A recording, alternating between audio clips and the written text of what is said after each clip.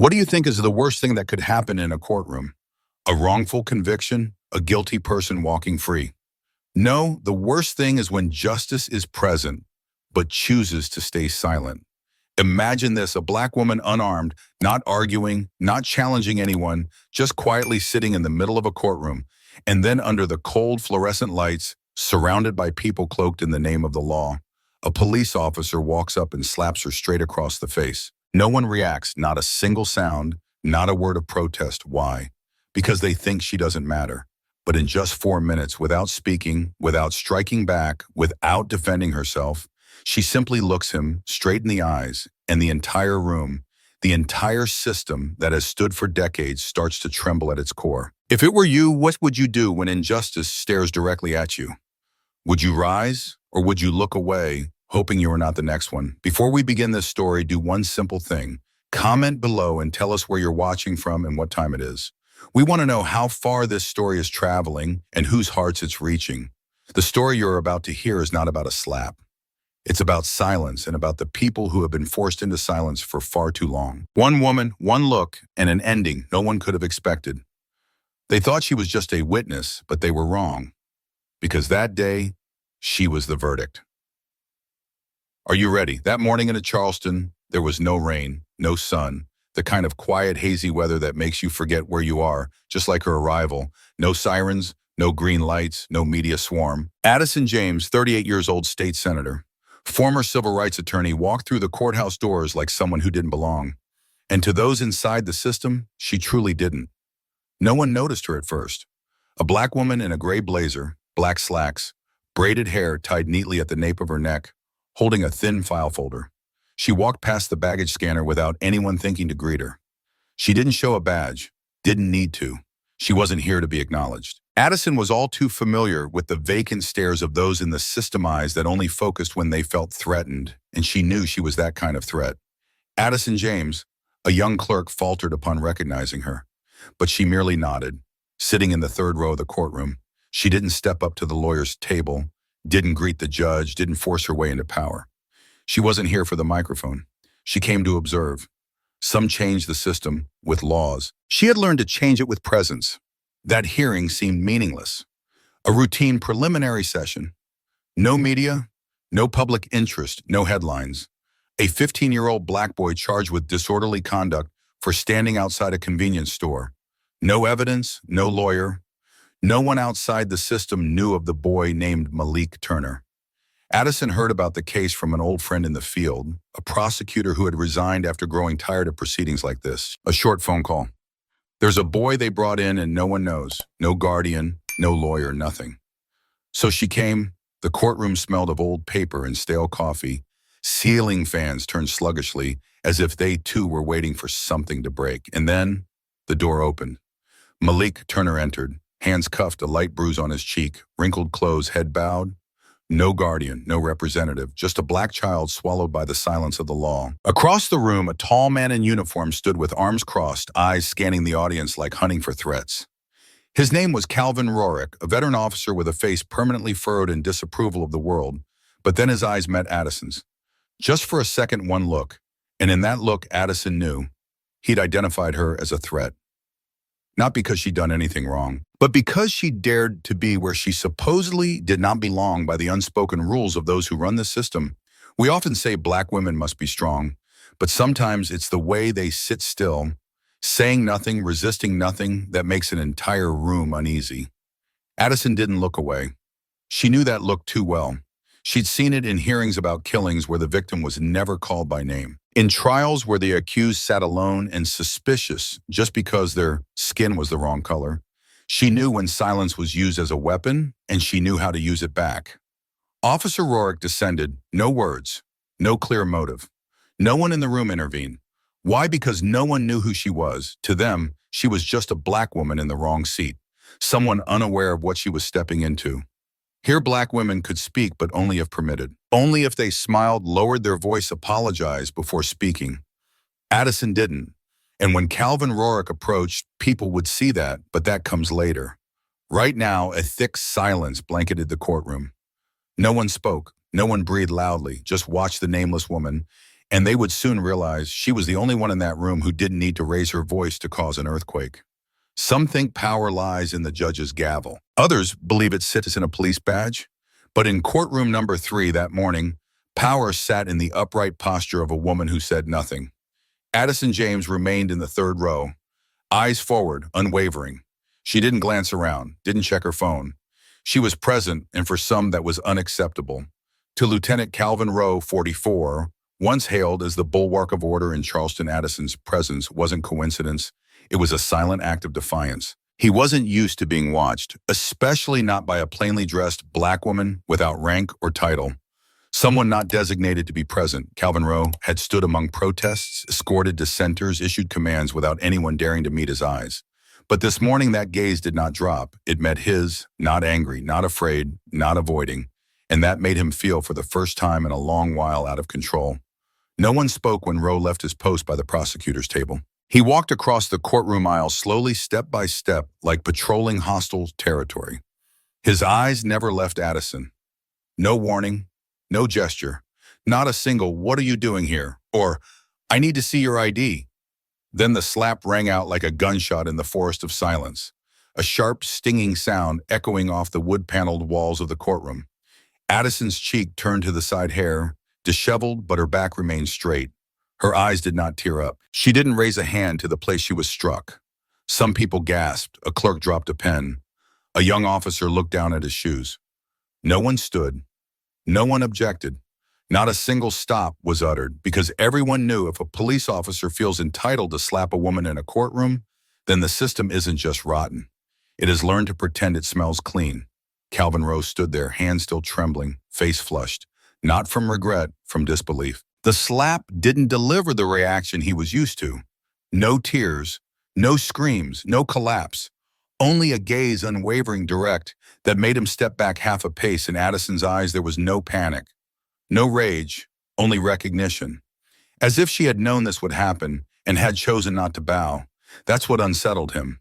She didn't act like the proper victim. No crying, no lawyer calls, no clinging to anyone for help. She didn't break the silence in a way that could be labeled aggressive or out of control. That day, Addison did what no one else dared to do. She stayed seated, and that silence suffocated the entire room. A few people looked away, some swallowed hard. The elderly judge quietly set aside his case file, put on his glasses, then took them off again. The clerk's pen froze mid-sentence. The officer standing guard at the door pulled his hand away from his belt, not to draw his weapon, but as if realizing he was gripping something cold and wrong. She didn't need to scream.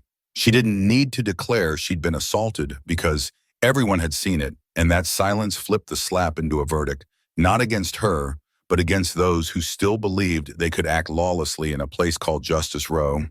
Trembled, not because he feared her, but because he feared her silence. That silence acted like a mirror, reflecting everything he'd been taught was normal throughout his career. Control, intimidation, dominance. But now it wasn't working. No woman sitting before him had shrunk. In fact, he was the one shrinking, caught in a storm, without sound. "Who are you?" his eyes asked. Addison didn't answer, but her face spoke clearly. "I'm the last person you should have touched if you want this system to survive another day." The slap he thought was a warning shot turned out to be the opening bell of a much bigger trial. One not on the court's calendar. No lawsuit but witnesses. No jury but conscience. In this room where power used to wear a badge, people were beginning to understand silence, not shouting as the most dangerous force, because you can't interrupt it, you can't twist it, you can't redact it for the internal report. So when Rowe withdrew, his hand red and still trembling, Addison simply adjusted her collar. A small gesture, but it made the whole room flinch. No one spoke. No one had to. She had said everything without a single word. The slap had happened. What no one expected was that Addison James would say nothing. She turned her head, looked Rowe straight in the eyes. 2 seconds passed in silence. Then gently she pushed her chair back, stood and walked slowly across the hardwood floor. As she passed Rowe, she stopped, close enough for the man to clench his teeth, fighting the instinct to drop to his knees. Addison looked at him. No rage, no cruelty, just awareness. The awareness that he was no longer in control. Then she opened her mouth. Calm, clear. "Not yet.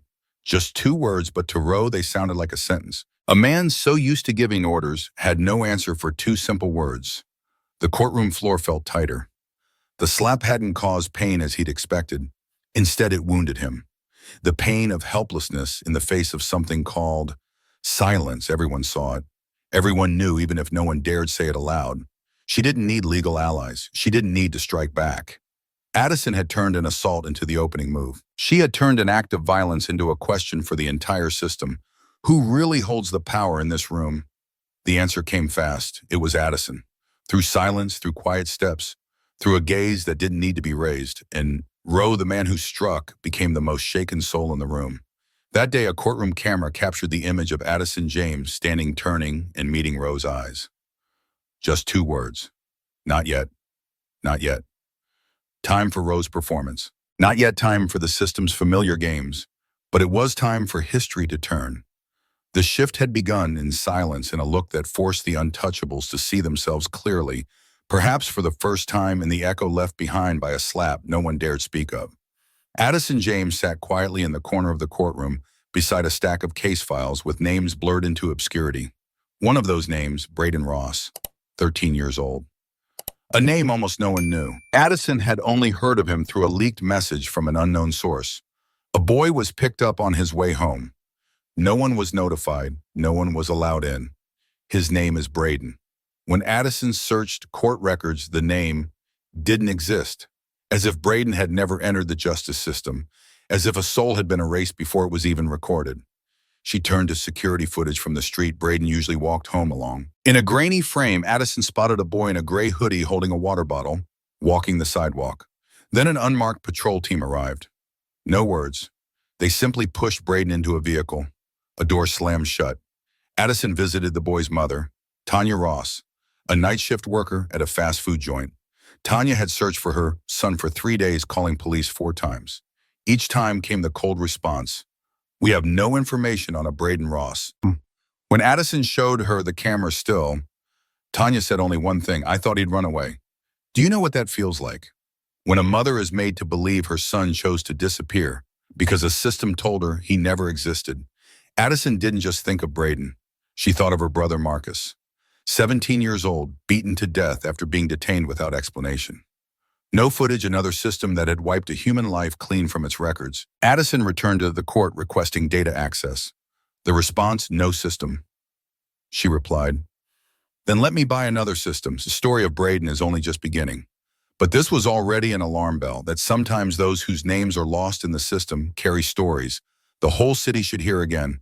And Addison would take on the role of the one who tells that story until it is no longer silenced under the words unrecorded. Addison James sat in a cramped room behind the headquarters of a local nonprofit, a place she often turned to when she didn't want security cameras or tracking systems interfering with any lead she might uncover. In front of her was a screen cluttered with open tabs, traffic cams, jail booking systems, and logs pulled by an old acquaintance in the tech department. Brayden Ross was logged as admitted to the detention center at 7:38 p.m. However, the arrest report listed a different date and time, 8:21 p.m. What miracle allowed the police to arrest a child before he was considered arrested? Addison stared intently at a frame from the traffic camera, time-stamped 7:20 p.m. Brayden was crossing the street, holding a water bottle, wearing a white t-shirt, his face tired like someone who had just finished a long school day. Then a figure approached Calvin Rowe. No warning, no apparent reason, just a hand placed on Brayden's shoulder, pushing him down and handcuffing him all in 6 seconds. That was the resistance the report mentioned. Next came the downloaded file under the section "Waived Right to an Attorney." There was a signature, Brayden Ross, but Addison, just the day before, had received a written note from Brayden, scribbled shaky handwriting like an 11-year-old just learning to write. Meanwhile, the signature in the file was neat, practiced, as if trained in a prep school. She knew that wasn't Brayden's handwriting. While tracing access permissions in the sync system, Addison received an internal audio file sent anonymously. The voice was rough-aged. "We need to clean the books before the press catches the scent." The attached data made it clear this was part of what looked like a harmless meeting with partners of the city police department. But buried in it were details about a list of cases needing control. Brayden was supposed to be on that list. Addison looked back over the full chart. Under each forged line was a signature, and one sentence was copy-pasted across all cases. Subject exhibited non-compliant behavior. A quiet effort to rewrite the truth was already underway. And Addison knew she was about to face a new question. Who is rewriting the truth before it gets a chance to speak? Addison James no longer had any doubt. Brayden Ross's mysterious disappearance wasn't an isolated case. It was the final piece confirming what she had silently suspected for years, a hidden mechanism operating beneath the administrative surface of the legal system. And its name, a name that appeared nowhere in any official document, was the Rapid Response Unit. This group had no specific department, no signage, no surveillance cameras, and absolutely no administrative trail. Addison traced time-stamped footage from various parts of the city and noticed a strange pattern. Each time an unmarked patrol vehicle only bearing a faint white stripe appeared, there was an off-the-books arrest soon after. But what chilled Addison wasn't the frequency, it was the way this group chose its targets. Every single one was a young person of color. None had a criminal record. None had weapons or any link to violence. They were only reported with vague phrases like loitering in a restricted area, showed signs of anxiety, or at worst exhibited unexpected non-engagement. She flipped through an old report from 6 months ago. A 12-year-old boy named Isaiah was sent for mandatory behavioral counseling after sitting too long outside a store without buying anything. No summons, no lawyer, no notice to a guardian. And the strangest part, Isaiah's name never appeared again on any school roster. After that, he had disappeared from the system, like deleting a row from an Excel sheet. Addison began gathering records from parents who had filed complaints, most of whom received the same response. The case has been handled internally, and under that reply signature, it wasn't the name of any public employee, but 3 capital letters RRU. She pinned every document copy, audio file, blurry camera image, and parent statement onto a giant wallboard. Names like Isaiah Jalen, Naomi Malachi, were connected by red strings linking the times and locations of their arrests. The pattern became unmistakably clear. The Rapid Response Unit wasn't a support force. It was a data washing mechanism erasing the names of inconvenient children from the public system. Part of Addison felt overwhelmed. This wasn't the abuse of power by a single individual. This was a structure, a network, quietly operating to label innocent kids as problems, then deal with them in a way that never needed a courtroom. But she didn't back down. Addison sent part of the case files to a group of human rights lawyers she had worked with before. Within 24 hours, they confirmed a disturbing point. There were no valid records of any budget allocated to the RRU, but millions of dollars from the Flexible Community Safety Fund had been funneled into the Charleston Police Department over the past 3 years. What were those funds used for? An anonymous email sent to Addison's personal inbox had the answer. Maintain order before someone disrupts it. Below it was a photo of a patrol deployment schedule for the RRU with 3 color-coded zones: red for high black youth density, orange for repeat behavior areas, and blue for low-interaction surveillance targets. Addison stared at the map: Jefferson High School, Lincoln Community Park, and the parking lot behind a small shopping center, all marked red. She picked up the phone and called Brayden Ross, or rather his mother, who still didn't understand what had really happened. At first, the woman didn't believe her, but when Addison sent a still image from a traffic cam, Rose shoving her son into an unmarked vehicle, the woman collapsed. "I thought he was just out with friends. I never imagined the government would." Addison said nothing. She just added one more line to the case file. Brayden Ross, 13 years old, classified as disengaged behavior. No prior offenses. As night fell, Addison remained alone in the room surrounded by evidence. She knew one thing for certain: the truth she had uncovered wouldn't just alter one case, it would tear through an entire class of people who had convinced themselves they represented order. And this was only the beginning. Addison James was no longer alone. After exposing the Rapid Response Unit, the undocumented enforcement group, she continued digging through the internal record storage system. What she found chilled the room more than the winter air conditioning. A file marked processed had no access log. Only after applying a filter by the approving officer's ID did Addison unlock a hidden spreadsheet. 27 names, 27 children, all processed internally. No lawyers, no hospital records, no family notifications. A few names had shown up on the RRU map, but most had never been mentioned by anyone. Addison printed each file. Every page contained only a few dry lines. Non-compliant behavior, unfit for school environment, disrupted group morale. She tapped lightly on the table, quietly thinking, These kids were treated like formatting errors in software. She made a decision not to investigate, but to restore memory. A small room behind an abandoned library in the city's south side. Addison named it Room 27. No cameras, no recordings, no signs. Just paper, pens, and truth. Addison hand-delivered invitations to each family on the list. If your child was one of the 27 labeled an internal matter, come here. We will let them tell exactly what happened. Not through the system, not in a report, in their own handwriting. The first week, only 3 people came. A tall, 16-year-old boy named Malik with guarded eyes. A girl named Janessa, now a college sophomore, once arrested while waiting for the bus. And a parent, Mr. Russell, father of Isaiah the boy, once labeled emotionally disruptive for asking a teacher why his friend had been taken. It took Malik 40 minutes to pick up the pen. Janessa's hands trembled, but then the words started appearing not like statements, but like journals written in real ink, with real pain and signed with real names. Addison didn't rush them. She only asked one thing. How do you want people to remember you? After 3 weeks, Room 27 had welcomed nearly all the victims. Some brought warning letters they had once received. Some brought photos of the unmarked patrol vehicle. But most importantly, they brought their stories, and for the first time, no one cut them off. Addison proposed a public reading, not a press conference, no banners. A true reading, one by one people would step forward, holding printed police reports written about themselves, and read them aloud. A 15-year-old girl stood up holding a paper that read, "Subject displayed mild defiant behavior. When corrected in class, she looked up and read, I wasn't being defiant. I asked why. A white student who disrupted class was called funny, but I was labeled emotionally unstable. I won't apologize for that question. I just want you to reread your own report." Applause broke out, not for a speech, but for a truth laid bare. No edits, no explanations.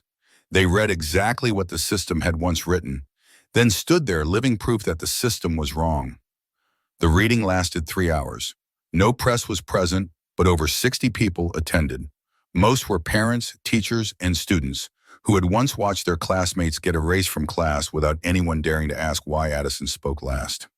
She didn't say much. She held up a stack of files and said, 27 names were once just numbers. Tonight, each one stepped forward with real handwriting, real voices. No one can erase that now. There was no background music, no slogans, but the words spoken at that reading began to spread on social media. Not as viral videos, but as photos of scribbled handwriting, crumpled paper, torn corners, scraps the system once thought no one would notice. But now they were evidence. They were no longer data, no longer internal files. They had voices, and they were being heard. And that was only the beginning of truth. Less than a week after the public reading, Addison James woke up to a message from a former assistant. You're under investigation. Be careful, the news didn't come from a formal outlet. It came via a discreet email from the state attorney's office. Evidence of internal data misuse and unauthorized disclosure. Reading it, Addison only smiled faintly. Not in surprise, but because it was right on schedule. From whistleblower to suspect, the classic move of power.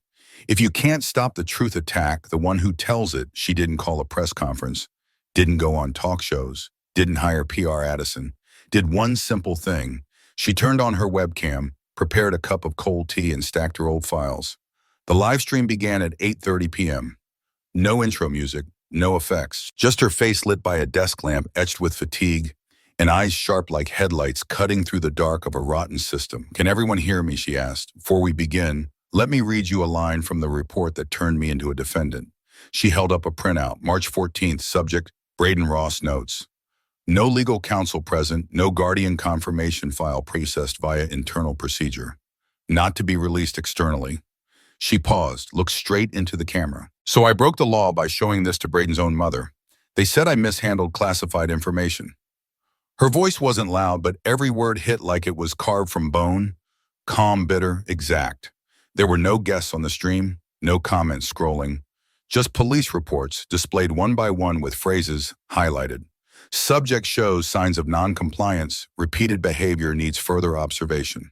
File to remain internal. Then she played a recording. A man's cold, flat voice, likely an internal investigator. We need to ensure no one finds out about these incidents. If she continues, escalate to a security breach case.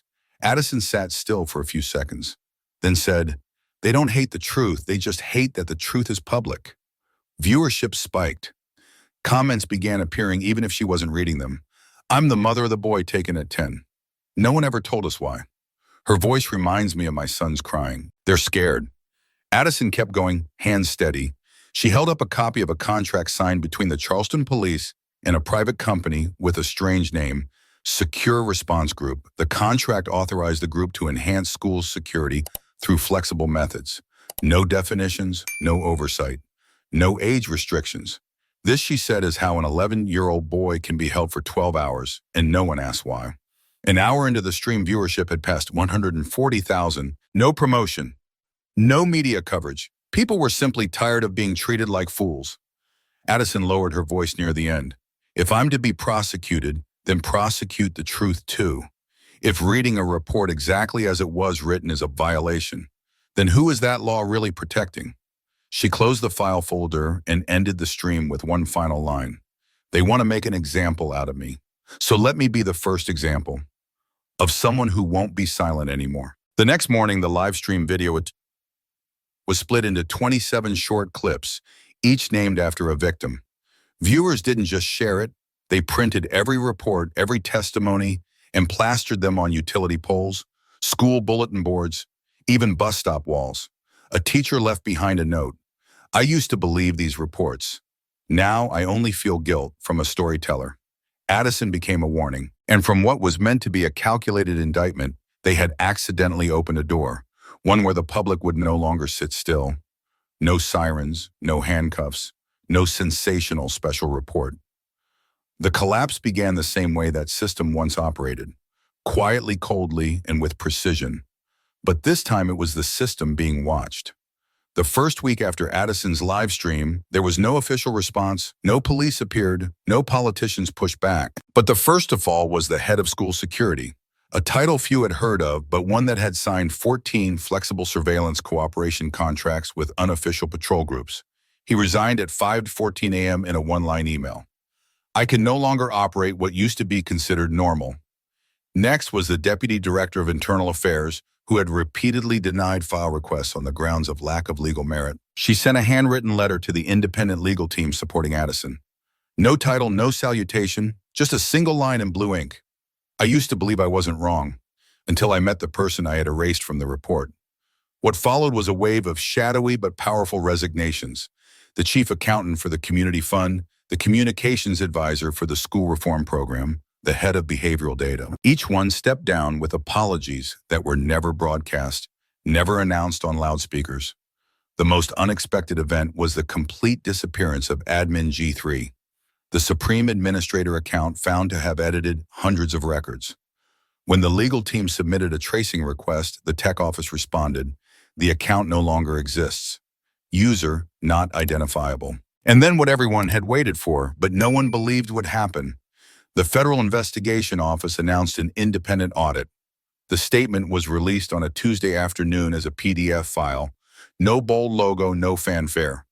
Preliminary conclusion, the internal data system operated with systemic bias, showing signs of targeted exclusion of certain youth groups, particularly by race and income. In a small section at the end of the report, one line cut like a cold blade.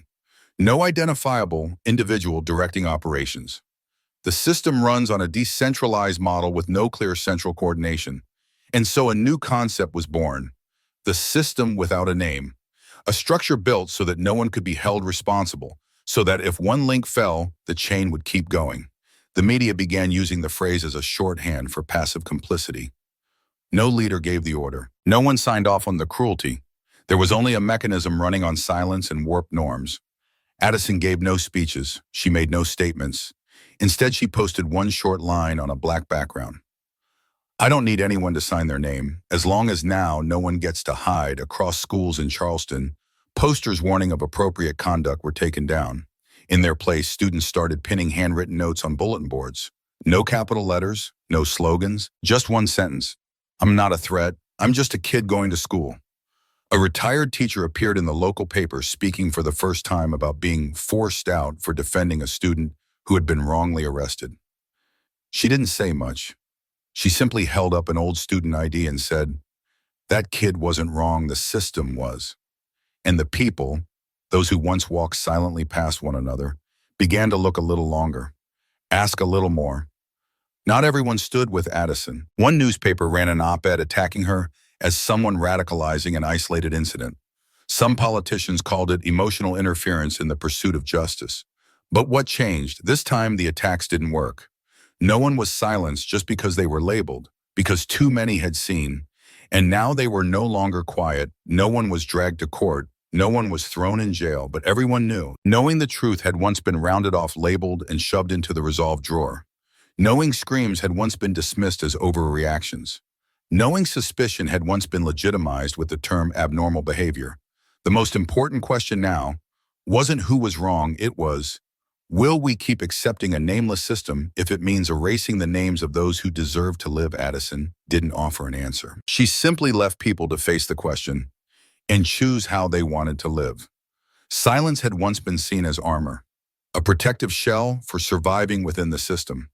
But after what had been exposed, no one wanted to wear it anymore. Charleston was no longer a city of stripped name tags, of files ineligible for retrieval, or of children wondering why they had disappeared. Silence, once a survival tool, had become a symbol of complicity. And people began relearning how to be heard, to be seen, to exist. In a renovated old house on the west side of the city, right next to the bus stop where Brayden Ross had once been wrongfully arrested, Addison James opened her first class, not called a reform center, not an institute, just a room with a small wooden sign hand-carved, the asking room. Inside there was no projector, no official curriculum. On the table were blank sheets of paper, a few ballpoint pens, and a board with one scribbled sentence. If you've ever been silenced, you're in the right place. The first session had only 7 people, 3 high school students, 2 parents, 1 school security staff, and 1 stranger who walked in off the street after reading the sign on the window. Addison didn't start with law. She didn't read out regulations. She asked, when was the last time you knew you were right but didn't dare say it? A simple question, but the room fell silent. Everyone had an answer, but no one spoke. Until a 14-year-old girl named Alina finally said, when I saw my friend pulled out of class for laughing and the white kids were fine, and only then did the room start to breathe again. Addison nodded, saying nothing more. She didn't give praise, she gave action. She placed in front of Alina a request form for access to school records. This is your right, she said, not a privilege, 1 session at a time. The asking room didn't teach people how to win arguments. It taught them how to ask the right questions, how to stay silent when needed, and how to break it when necessary. A student once suspended for attitude during random checks learned to write a complaint using Clause 14 of the Youth Protection Act. A mother who once feared calling the school because she didn't want trouble learned how to request video footage through the Freedom of Information Act.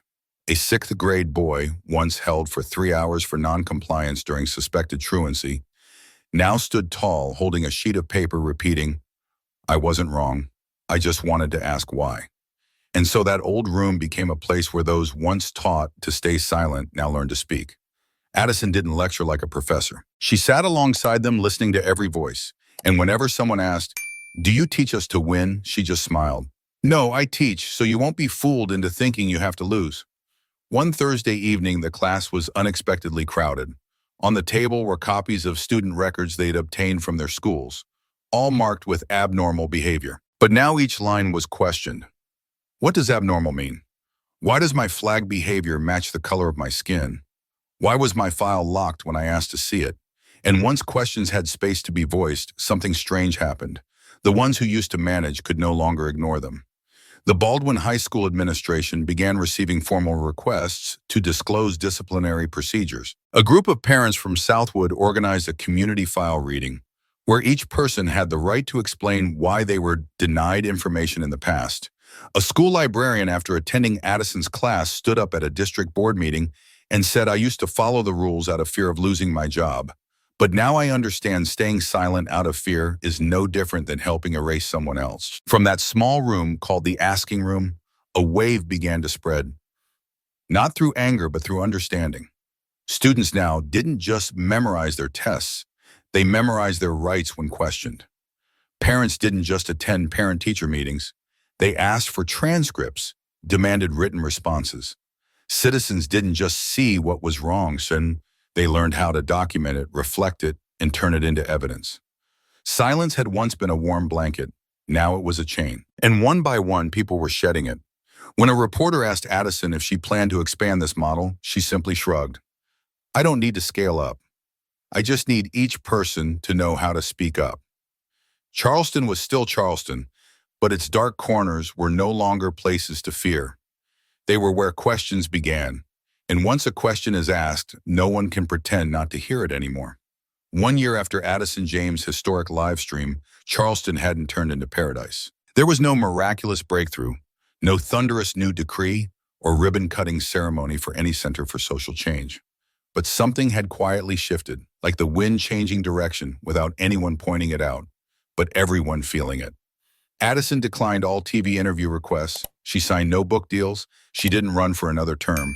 Her name faded from the headlines, disappeared from the stage, and slipped out of trending hashtags. People asked, why step back when so many support you? She answered, because I never stepped forward to be in front.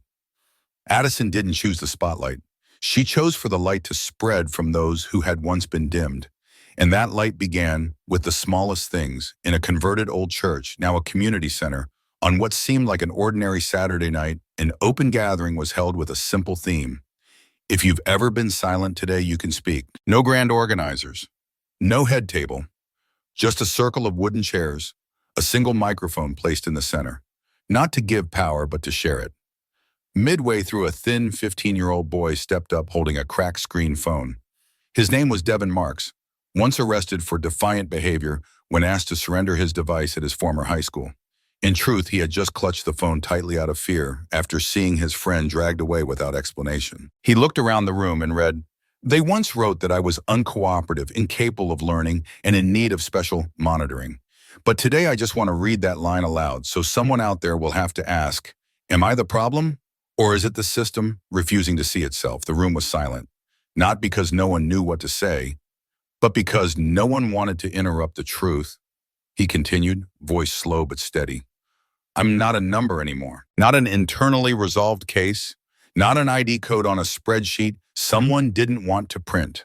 Applause broke out, not because Devin gave a powerful speech, but because he stood up at all. And that after everything was the greatest victory, Addison sat quietly in a corner, not speaking. She simply looked around and saw the ones who had once been dismissed, starting to reclaim their worth. No one was asking permission to live right. They just stood up and lived. A local newspaper described the gathering that night as nothing special, except the reclaiming of what should have always been ordinary. And in a world where existence had once been commodified, normalcy was a form of rebellion. No medals were given to Addison. No honorary day was named after her. But on a taped-up notice board at the community center, a scrawled message in red marker read, Ms. Addison, the first to say you don't need to be believed to be heard. In a rare moment, she agreed to let a media student film inside the asking room. She didn't perform. She didn't fix her hair. She just looked into the camera and said one final line. You don't need anyone to grant you justice. You just have to stand still and make it impossible for them to look away. Then she turned off the light and stepped out of frame. And if you're reading this from far away at a time no one expects you to care, remember this. The moment you dare to speak up, you've already started rewriting the story. The whole system once tried to erase. You don't need permission for the truth to exist. You just need to keep it true and not step back. And before you scroll past this like it's just another story, stop for 1 second and ask yourself, if they could do that to a child while no one spoke up, then the next one could be your own. You don't need to believe me. Just don't stay silent when it's your turn. Hit subscribe. If you believe justice shouldn't need permission to exist, because next time the story might not be a video, it might be your life.